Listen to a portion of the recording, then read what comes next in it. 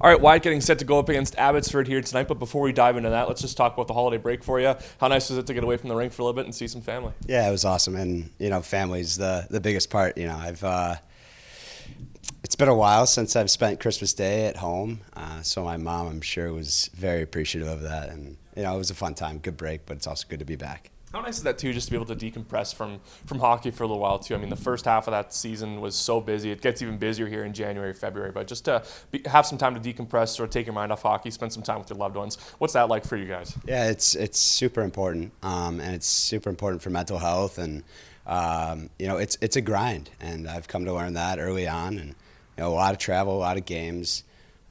So you just got to value those days, and it's amazing what those 2-3 days can do for you. And overall in the season so far, how are you enjoying your game so far? I mean, you had a couple games obviously last season with the Moose just to get yourself sort of climatized to what life's like in the AHL, but now sort of in full swing here leading up to the start of 2023. Just how have you enjoyed your time so far, and what have you noticed most about your game and improving? Yeah, I love it. It's really fun to play more games than the college schedule. So I don't know. I found it to be quite refreshing, and I think my game is it's progressing each time I get out there.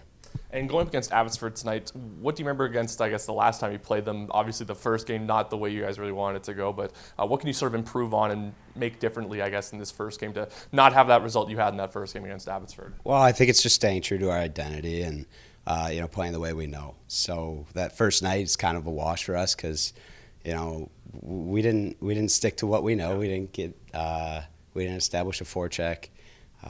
And they were kind of just taking to us and capitalizing on their opportunities. So we're not worried about that first game, but what we are looking at is the second game we had with them, and obviously we won. So we take the good things that we learned and we'll apply them this weekend.